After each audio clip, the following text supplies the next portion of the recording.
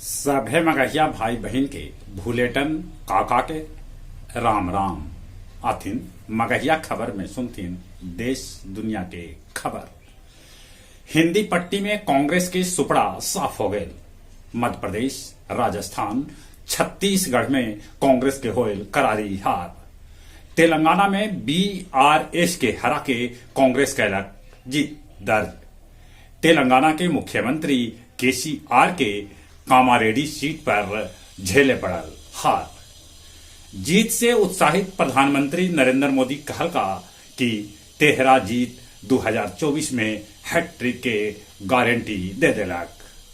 मिजोरम विधानसभा चुनाव लेल गिनती आज। बीपीएससी के दोसरका चरण के शिक्षक नियुक्ति में प्राथमिक में 11, मध्य में 12, माध्यमिक में 8.6, तब उच्च माध्यमिक में दुगना दावेदार परीक्षा में बैठ रहलन है। देश में प्राकृतिक गैस में बायोगैस के मिश्रण से 1.17 अरब डॉलर के हो सका है बचत। मिचौंग चक्रवात के चलते 5, 6, 7 तारीख के बरस सका है पानी। शूटर अमन सिंह के हत्या धनबाद जेल में कर देवल गए। बक्सर के ब्रह्मपुर में माय समेत दूगो लइकन के ट्रेन के चपेट में आवे से हो गए मौत।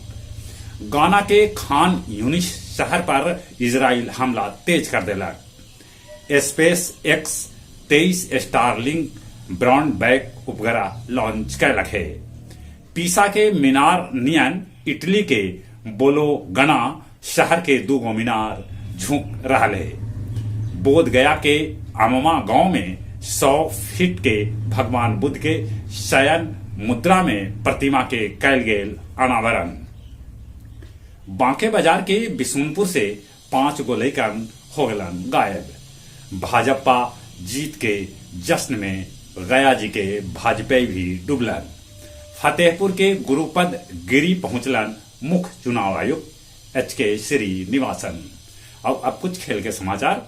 भारत ऑस्ट्रेलिया से अंतिम T20 मुकाबला 6 रन से जीत के सीरीज पर 4-1 से कर लेलक बढ़त। पहले बेर दुबई में होए आईपीएल खिलाड़ी सभे के नीलामी। 2029 विश्व एथलेटिक्स चैंपियन के मेजबानी लेल भारत है तैयार। चली एक बेर फिर से अपने सभे के भूलेटन काका के राम राम।